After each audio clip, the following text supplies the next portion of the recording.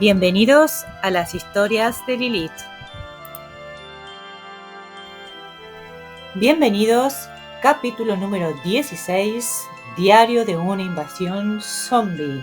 Tenemos a nuestros héroes, a nuestros personajes en una estación militar, en un lugar seguro a prueba de bombas, aparentemente, descubriendo e investigando cuáles son las ventajas de este lugar. Y aparentemente son muchas. Así que vamos a ver cuál es su siguiente paso.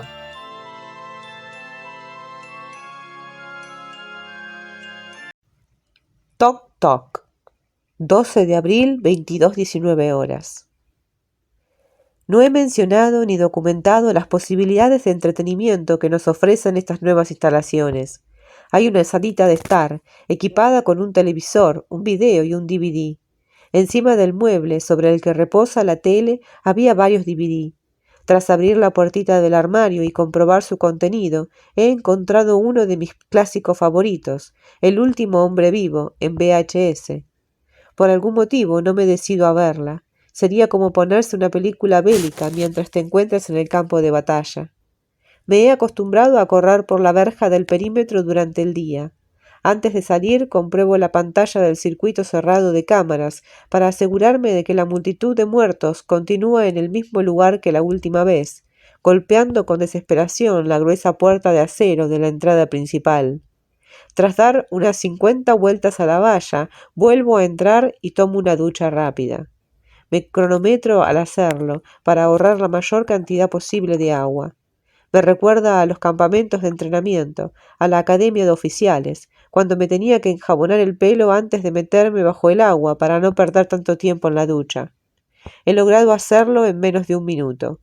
Parece que el resto no tiene ni la disciplina de la conservación, ni interiorizado el concepto del ahorro. Supongo que tampoco puedo esperar que todo el mundo actúe como si fuese una máquina. Creo que tal vez este sea el problema que he tenido durante los últimos días. He estado en unas situaciones tan extremas que he reaccionado respondiendo siempre con lógica, sin emociones, para poder ocuparme de todas las situaciones que nos surgen. Tras examinar con minuciosidad todas las instalaciones durante días, hemos logrado habilitar una entrada que podemos usar sin tener que trepar a todas horas por la escalerilla del silo. Hay una escalera que asciende hacia donde calculábamos que se alzaba la cabaña de ladrillos, que tenía la puerta de acero pintada de gris. Como esta puerta de acceso daba a la superficie de un punto muy cercano a las compuertas de lanzamiento, hemos pensado que sería la forma más segura de entrar y salir. Hoy, Tara y yo hemos pasado algo de tiempo juntos. Nos estamos haciendo amigos. Hemos dejado que Anabel y Laura saliesen al exterior, vigiladas muy de cerca por nosotros dos. Han podido jugar en el área del perímetro. Ayer por la tarde, John y yo también salimos. Con un poco de cordel y 4 estacas que hemos sacado del departamento de mantenimiento, hemos alzado un cercado improvisado alrededor de las compuertas de la zona de lanzamiento. No quiero que ninguno de nosotros caiga dentro por accidente.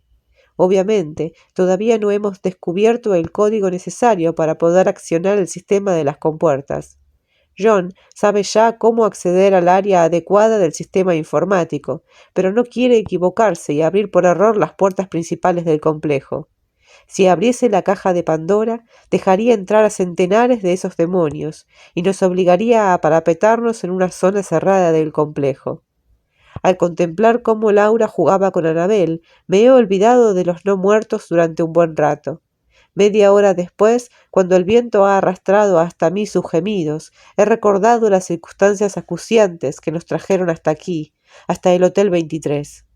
Las he apresurado a volver a las instalaciones antes de que el viento flotase el hedor de la putrefacción como acompañamiento de la sinfonía de gimoteos espeluznantes. 14 de abril, 23:57 horas. Hemos sufrido un apagón de aproximadamente 2 horas. Las baterías de refuerzo se han puesto en marcha y han iluminado el interior del complejo con un tono rojo de combate. Supongo que la red eléctrica finalmente está fallando en esta zona, aunque no hay forma de estar seguro. La luz ha vuelto a las 23:30. El sistema debe ser automático. Tengo serias dudas de que con los tiempos que corren todavía haya algún técnico en sus puestos en las centrales eléctricas. 15 de abril, 19:20 horas. Esta noche saldré a dar una vuelta de reconocimiento al área con mis gafas de visión nocturna. Evitaré la densa población de no muertos congregada ante las puertas de seguridad atrancadas de la entrada principal. Esa zona está a unos 400 metros de distancia, tras una pequeña colina. John me vigilará con las cámaras de seguridad. Le he dicho que si se producía el más mínimo problema, les alejaría del complejo, que no se preocupase. Tampoco es que me puedan ver en la oscuridad. Tal vez me acomodo demasiado, tal vez les subestimo. Soy consciente de que cuando hay un gran número de ellos resultan letales, pero es que también son letales cuando solo hay uno. Hoy he escuchado 4 veces el extraño sonido mecánico. Una de las veces he corrido hacia la sala de control ambiental para comprobar si se originaba allí. Pero no, el sonido surge de algún lugar en las entrañas del complejo. Debe de ser una especie de bomba, un sistema de soporte, no sé. Es el primer año que no he pagado a Hacienda a tiempo. 16 de abril, 14 horas. Anoche patrullé el área. Antes de salir comprobé, acompañado por John, todos los detalles de las fotos de satélite del día anterior. El área está cercada por 2 vallas y solo se puede acceder por un pasadizo subterráneo o saltando la segunda verja por la superficie. En las fotos descubrimos que en la zona nordeste del complejo parece haber un pequeño grupo de cadáveres amontonados. Subí la escalera que llevaba a la puerta de salida y le pedí a John que apagase las luces de mi área, de manera que ellos tuviesen tiempo de aclimatar su vista a la oscuridad antes de que yo saliese. Esperé 20 minutos para que se produjese el ajuste completo de la oscuridad nocturna. Me puse las gafas de visión nocturna, ajusté las tiras de sujeción y abrí la escotilla. El aire fresco de la noche olía a madreselva en flor. Crucé el umbral y penetré en su mundo. Tras cerrar la escotilla a mi espalda, cogí la manta que llevaba colgada al hombro y la lancé sobre la alambrada, en el mismo punto en el que la saltamos la primera vez. Tenía los códigos para la puerta, pero no quería tener que manipular el cierre electrónico durante un subidón de adrenalina. En la situación en la que nos encontrábamos, era mucho más seguro usar el sistema de la manta para cruzar la verja. La manta ya se había rasgado en varios puntos, y tras un par más de usos ya no serviría más que para alimentar una hoguera. La dejé colgada sobre el alambre de espino, salté sobre mis botas y empecé a recorrer el perímetro en dirección contraria a las agujas del reloj. Cuando puse en marcha el sensor infrarrojo en las gafas nocturnas, vi brillar los ojos de muchos animales nocturnos escondidos en la zona. Rebosaba de conejos, de ratones y de ardillas. Era algo a tener en cuenta por si sufríamos escasez de comida en el futuro.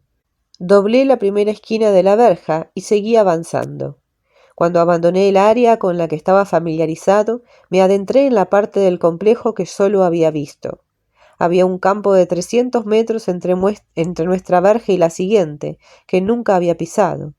Calculé que John estaba en el mismo punto que yo, solo que 30 metros por debajo.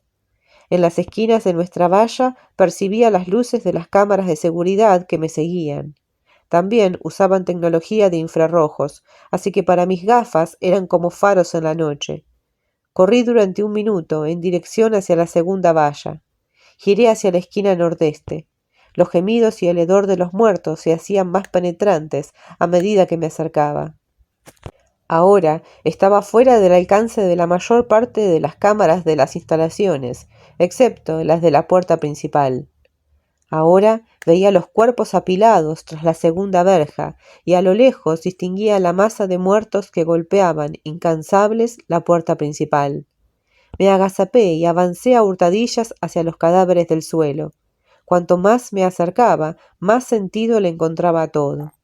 En la valla había varios agujeros, varios puntos en los que se había roto, supongo que a causa de unos disparos efectuados desde el interior con armas automáticas. Los cadáveres que hay amontonados fueron víctima de alguien de dentro que disparó contra ellos. Llevan aquí mucho tiempo. Tienen la piel cubierta de gusanos y de otros insectos. Miré el interior de la segunda verja e intenté localizar a la persona armada que había sido responsable de aquella matanza. No veía nada, solo la hierba crecida. Este cercado debe de guardar algo importante, pero no veo ninguna escotilla de acero parecida a la de la primera.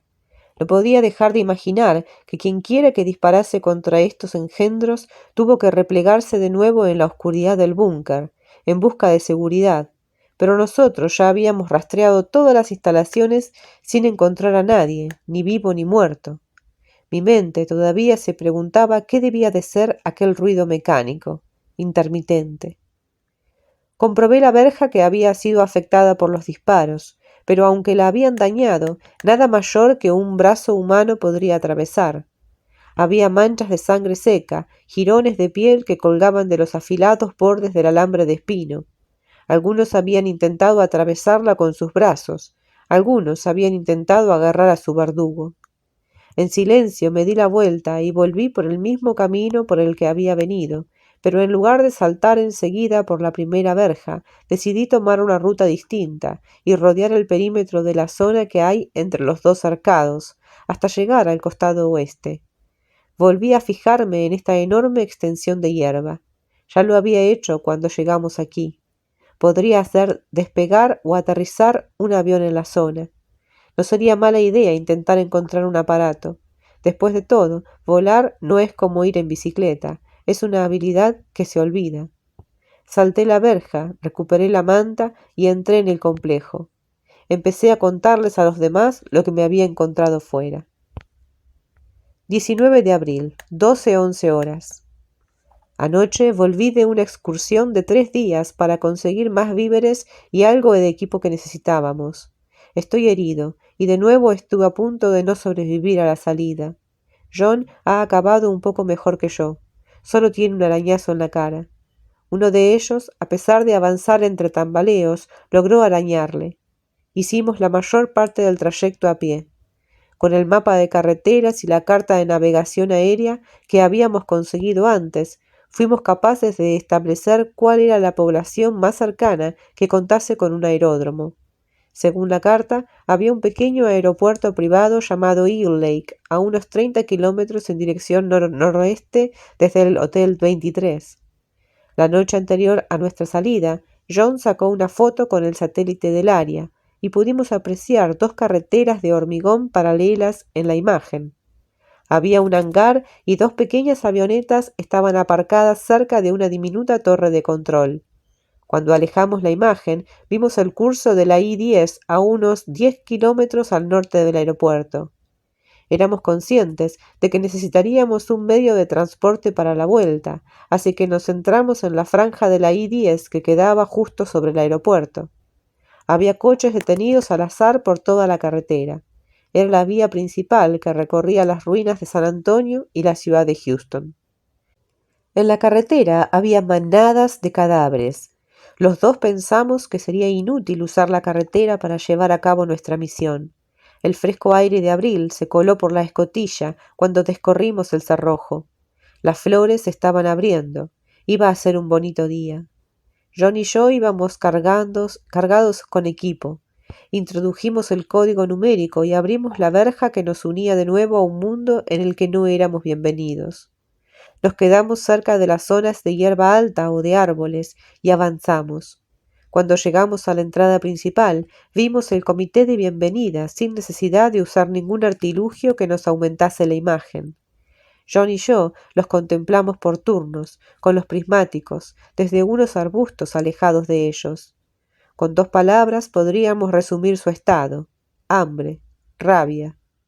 Dudo de que exista alguien que pueda llegar a comprender de dónde surge su odio visceral hacia los seres vivos, pero no me importa.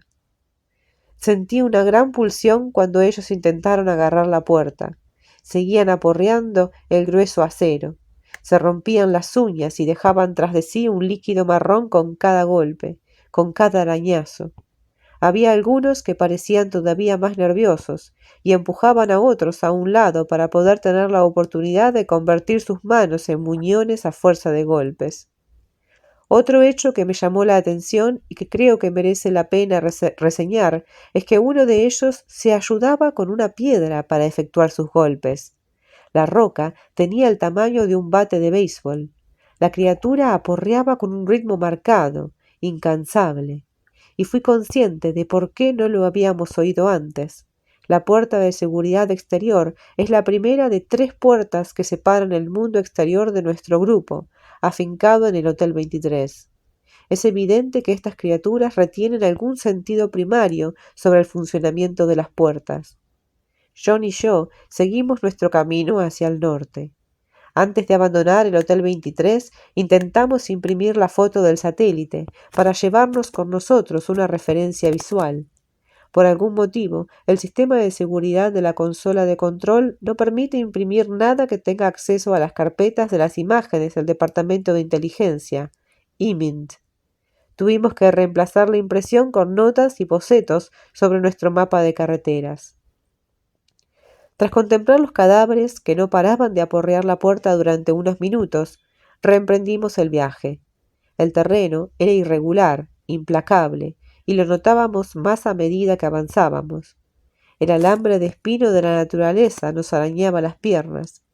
Tras 2 horas de caminata, de avanzar con cuidado para que no se nos viese desde la carretera de 2 carriles junto a la que andábamos, fuimos a parar a un campo en el cual habían alzado un grupo de cruces. Había 4 de diferentes alturas. Había 3 no muertos atados a cada una de las cruces. El cuarto estaba muerto. Parecía que la población de aves de la zona se había comido a picotazos la mayor parte de su cerebro, sirviéndosela directamente de la cabeza.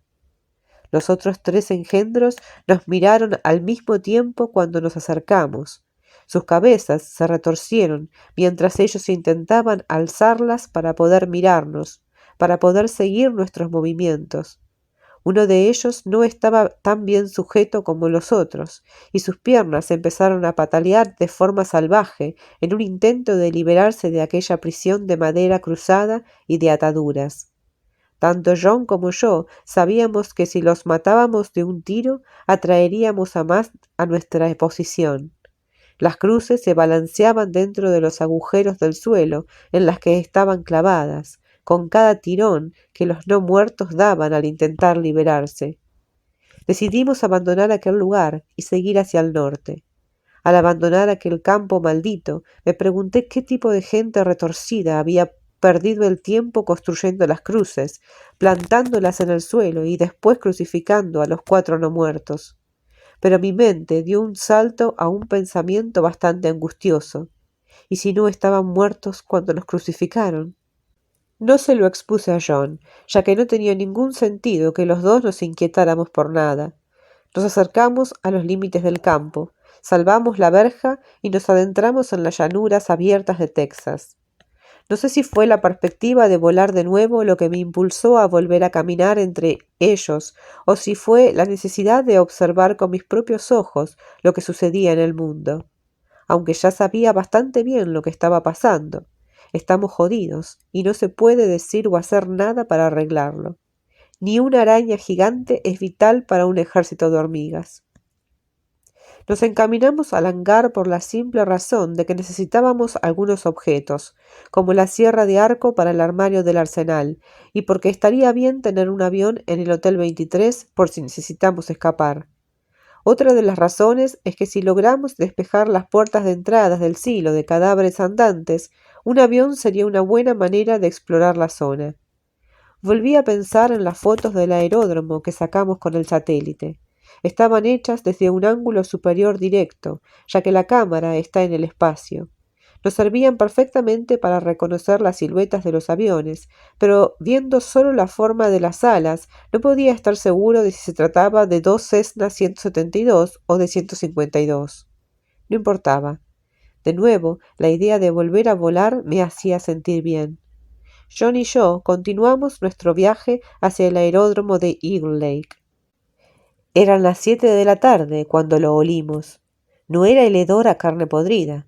Lo que la brisa arrastraba era el familiar aroma del agua de un lago. Cuando coronamos la siguiente colina, una gran extensión de agua apareció ante nosotros. Según el mapa, Eagle Lake no era muy grande.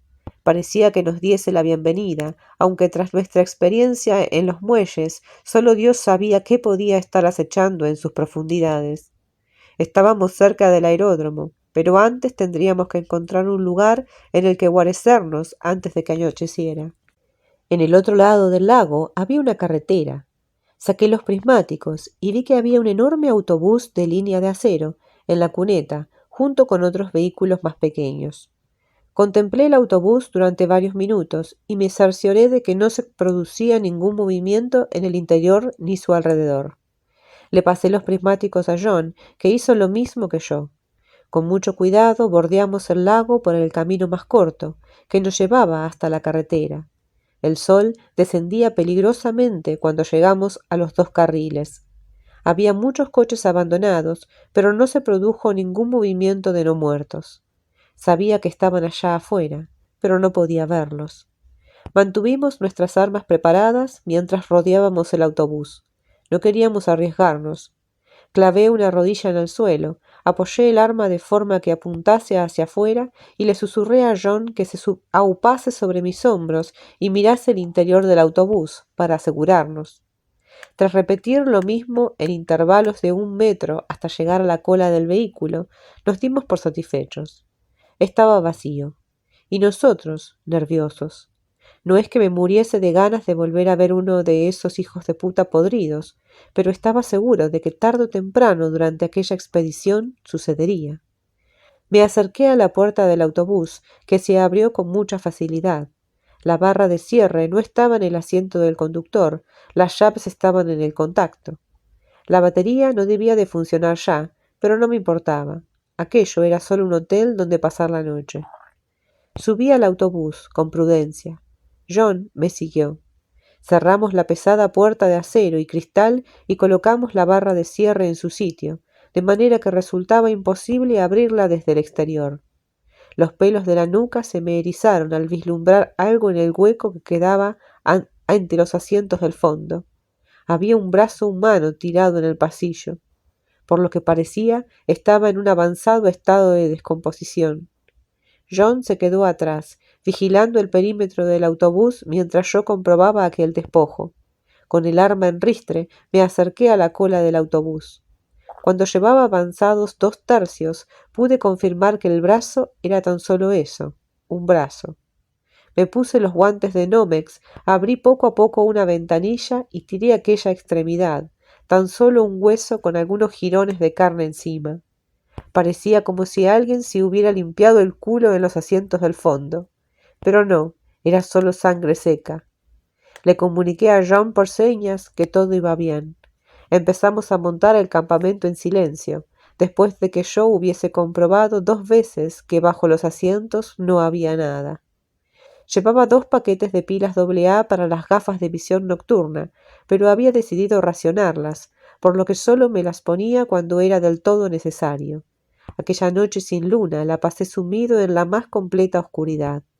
John y yo hablamos en susurros y planificamos qué haríamos al día siguiente. El aeródromo no aparecía en el mapa de carreteras.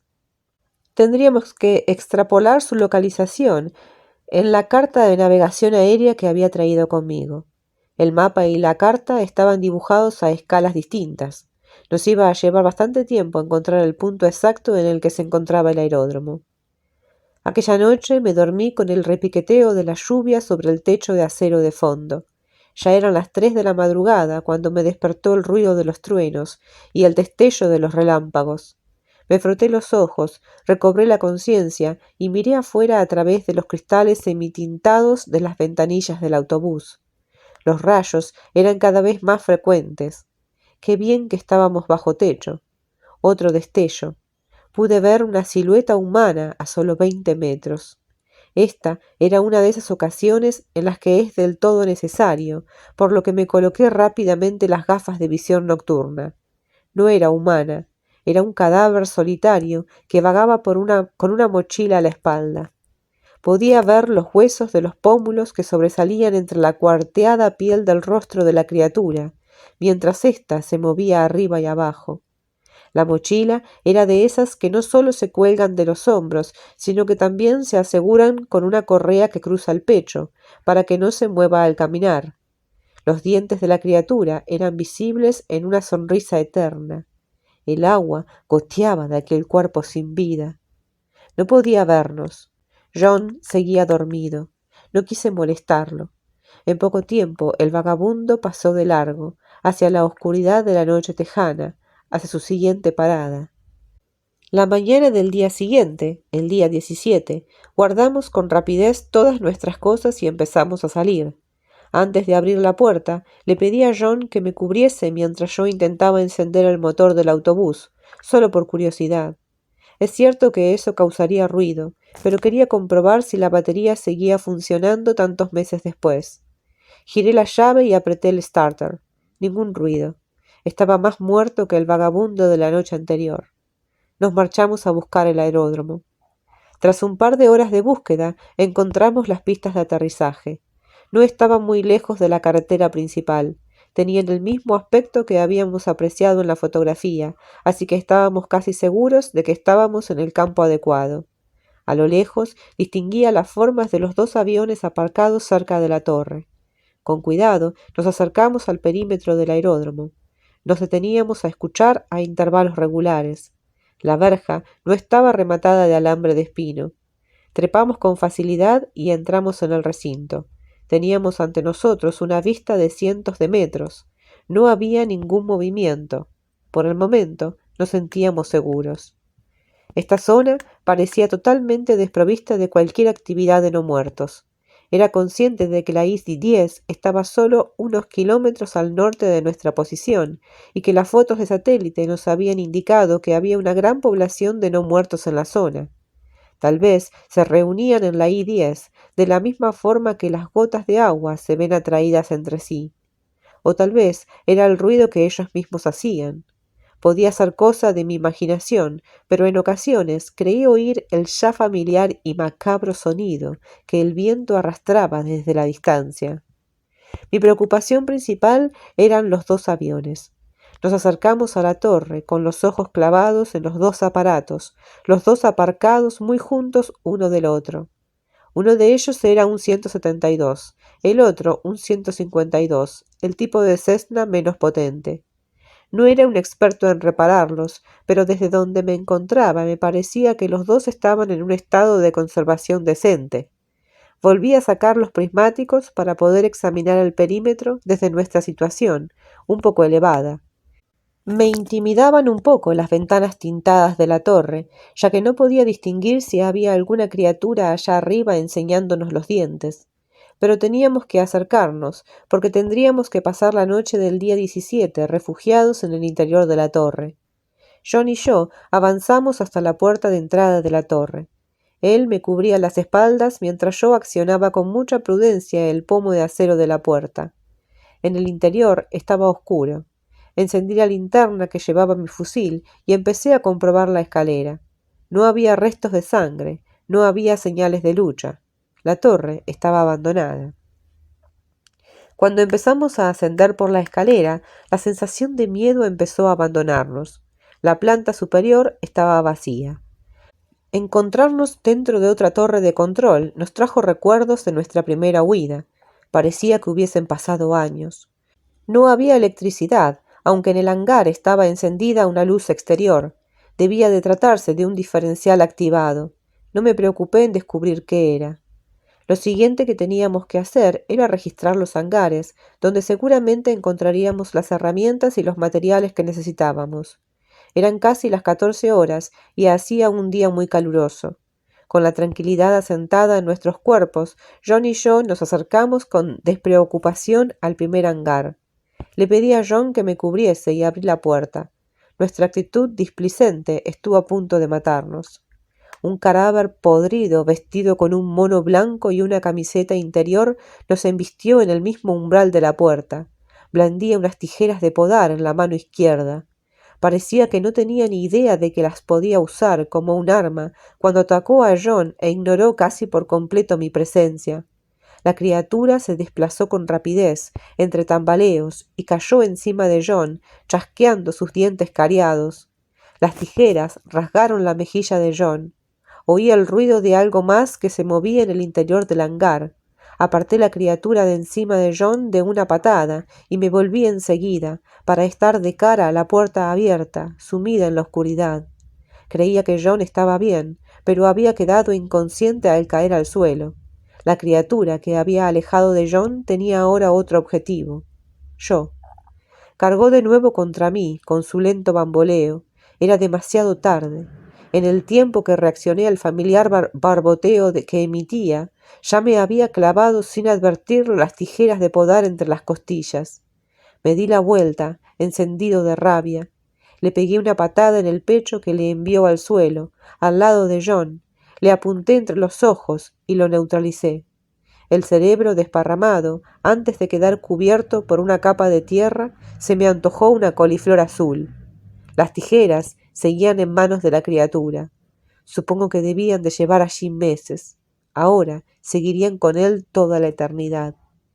Me arrodillé al lado de John y le pegué un par de cachetes en la cara. Me quedaron las manos empapadas de su sangre. Aunque mi herida era peor que la suya, él sangraba más. Comprobé las tijeras. Aparte de por nuestra sangre, parecían secas. Un sonido proveniente del hangar me recordó que había otra amenaza con la que tendría que enfrentarme. No podía dejar a John ahí, inconsciente. Le golpeé el rostro hasta que se despertó. Le ayudé a ponerse en pie y le pedí que vigilase a nuestro alrededor. La luz que había visto la noche anterior en el hangar estaba situada encima de la puerta abierta. A ambos lados de la puerta que yo había abierto había 2 enormes persianas de hangar. Mi idea era penetrar en el edificio y poner en marcha el interruptor de las persianas para que el interior quedase bañado del sol. Cuando crucé el umbral vislumbré a uno de ellos. No tenía otra opción. Tenía que acabar con él. La luz de la linterna, acoplada al cañón, me mostró a algunos más. La luz era brillante y grabó a fuego la imagen de 6 cadáveres más en el fondo de mi retina. Estiré el brazo en busca de un interruptor y lo accioné. Nada. Intenté con el que había debajo y empecé a oír el familiar rugido de una puerta de garage al moverse. Avancé hacia la puerta. Le di la espalda a John y apunté con el arma hacia adelante, hacia la oscuridad del hangar. Miré detrás de mí y vi a un John con aspecto mareado que se apoyaba sobre su fusil. Le grité que se reuniese conmigo. Había llegado la temporada de caza. Preparé el fusil y esperé a que el primero se acercase. El que estaba más cerca fue el que inauguró la lista. Lo maté de un solo disparo. Los siguientes lo siguieron, excitados porque veían comida por primera vez en meses. Intentaban cazarme con sus brazos extendidos. John intentaba disparar contra ellos, pero fallaba cada vez que apretaba el gatillo. Me cargué a la mayoría de un solo tiro, pero contra 2 de ellos fallé en 2 ocasiones. La última criatura se desplomó a solo 1 metro de mis pies. En los muelles de carga y en el suelo, ante el hangar, había 8 no muertos. Los había matado a todos. Comprobé el cargador y lo reemplacé por uno nuevo. John recobraba la compostura y la hemorragia de la mejilla parecía haberse detenido. Me hizo un gesto con la cabeza para asegurarme que ya se encontraba mejor e indicar que necesitábamos apartar aquellos cadáveres de la vista. Los muertos no eran los únicos que debían de haber escuchado los disparos. Los 2 sabíamos en qué pensaba el otro, en las cruces. Arrastramos los cadáveres hasta un rincón del hangar. Las tijeras de podar acompañaron a su propietario. Rebuscamos durante unos minutos por el interior del edificio hasta encontrar una lona azul que nos permitiría disimular la presencia de aquellas endemoniadas criaturas. No, me olvidé por completo de mi herida hasta que John encontró un botiquín de primeros auxilios colocado sobre un extintor. Usé la navaja para hacer saltar el cierre y empecé a sacar lo que necesitaba: el yodo, el esparadrapo y las gasas. Desabroché la cremallera de mi traje de vuelo y me lo bajé hasta la cintura. La sangre oscura manchaba la camiseta de color verde que llevaba. Me daba miedo levantar aquella prenda. Poco a poco deslicé la tela por encima de las costillas y pude apreciar que no estaba tan mal, pero que necesitaba primeros auxilios. Agité el bote de yodo, lo abrí y lo apliqué directamente sobre la herida. Estaba frío y escocía un poco. El yodo tintó la piel de color naranja brillante. Coloqué una gasa sobre la herida y la sujeté con esparadrapo a mi caja torácica. A continuación, comprobamos la valla y descubrimos que en la distancia se había reunido un pequeño grupo de 3 no muertos. El sonido de los disparos les había atraído. Estaban demasiado lejos para poder vernos, pero era perturbador saber que estaban allí, saber que reaccionarían ante cualquier sonido que produjésemos. Tras encontrar los artilugios que necesitábamos, la sierra de arco, llaves inglesas, un sifón para combustible y una vieja chaqueta de cuero, empecé a examinar los libros que tenían en el archivo del hangar. Había sobre todo listas de comprobación del Cessna, algunas de fechas antiguas, pero me servían igual en la situación en la que nos encontrábamos.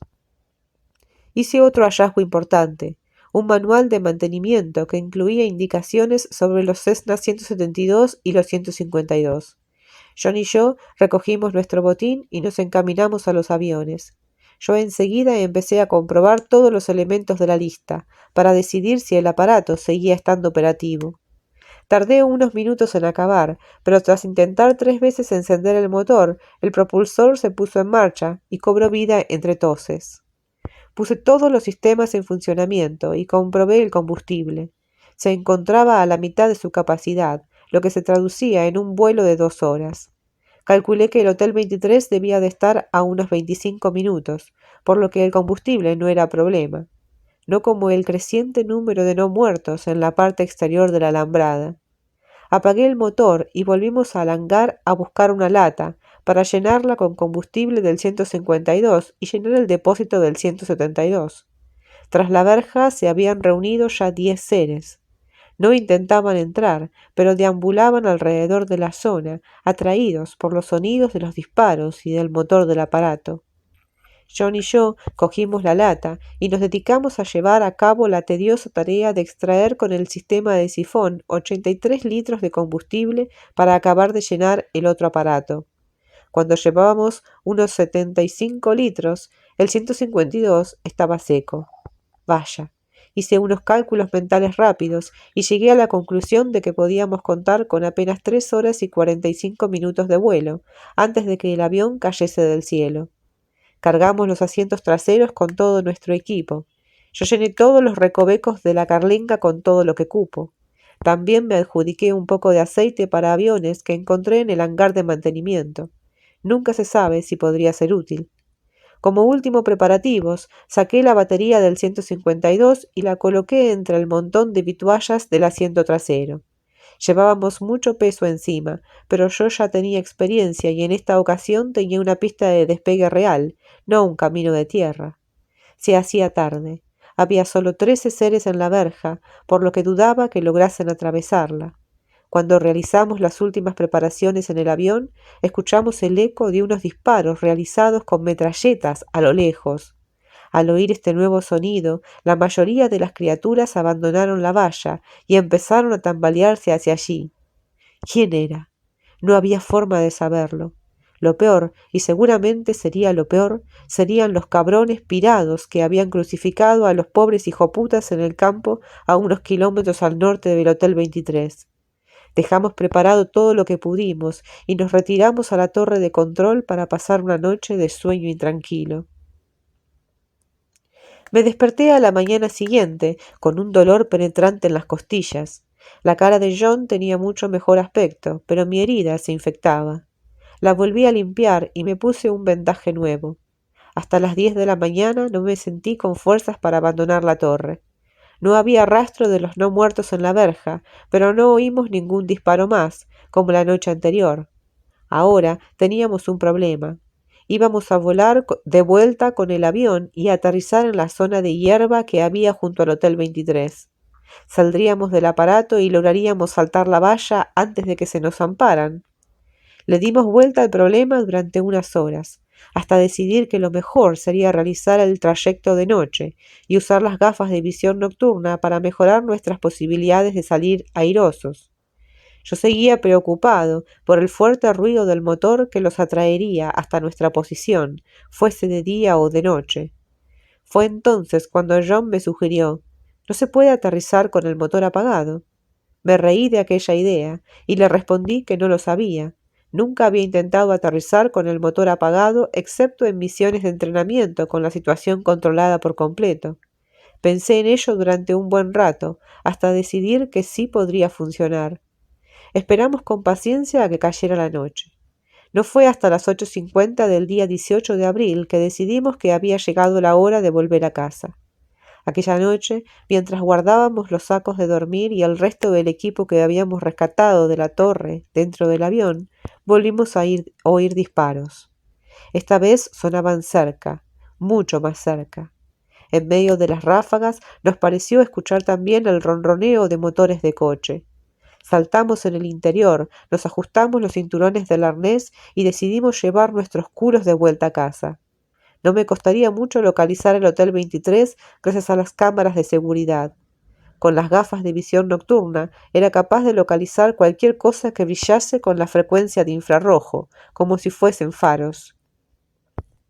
Le habíamos pedido a William que se asegurase de que las cámaras estuviesen encendidas y en frecuencia de infrarrojo antes de acostarse cada noche. Serviría de sistema de seguridad, nuestro rastro de miguitas de pan que nos llevaría de vuelta a casa. Hice que el avión rodase por la pista y evité pasar por el punto que enciende las luces de aterrizaje. No encendí tampoco los faros estroboscópicos. No podíamos encender nada que revelase nuestra posición. Mientras colocaba el morro de la nave en la línea central de la pista, pude ver unas formas de color verde granulado. Eran figuras humanas reunidas al otro lado de la verja. Ni John ni yo queríamos quedarnos a averiguar si eran amigos o enemigos. Solté los frenos y cuando el indicador anunció que habíamos llegado a los 50 nudos de velocidad, elevé el morro. Volábamos de nuevo. Con ayuda de la carta de navegación aérea, dirigí el aparato en dirección al Hotel 23. Cuando llegamos al extremo de la pista, vi unos destellos provenientes del morro de una ametralladora bajo nosotros, en el suelo. No tenía ni idea de si disparaban contra nosotros o de si se defendían. Volví a pensar en las cruces mientras yo viraba hacia nuestro hogar. No pasó mucho tiempo antes de que localizara el brillo de las cámaras de seguridad con las gafas de visión nocturna. Sobrevolé la zona en círculo para orientarme, ascendí hasta 760 metros y empecé a realizar el acercamiento circular. A regañadientes apagué el motor.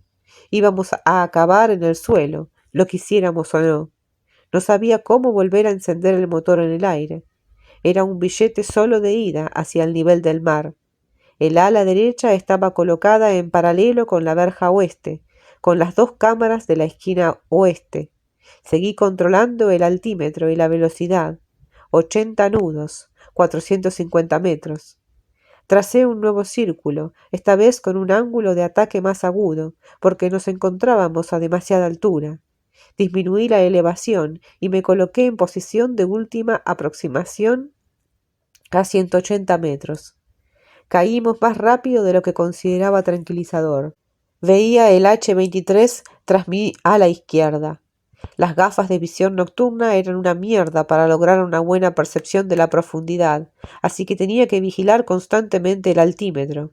Lo coloqué en el nivel del mar antes de despegar. 90, 70, 50, 70 nudos.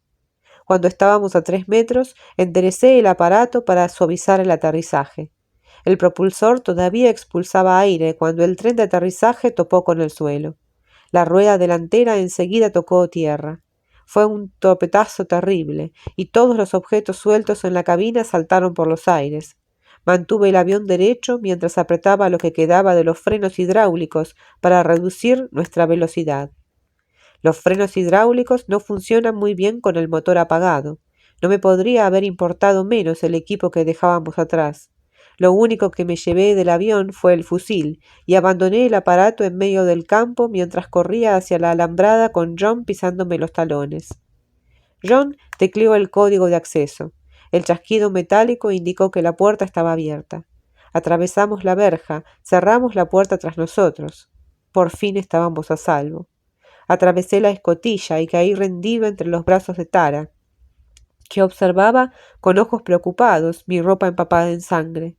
He estado dormido casi toda la mañana y después Jan se ha ocupado de mis heridas. Le ha parecido una buena idea coser el corte y ha reabierto la herida de forma abrupta. La ha limpiado y a continuación ha empezado a coserla. Aunque me dolía horrores, no me he quejado. Simplemente me he tomado unos tragos de ron que tenía el capitán Baker.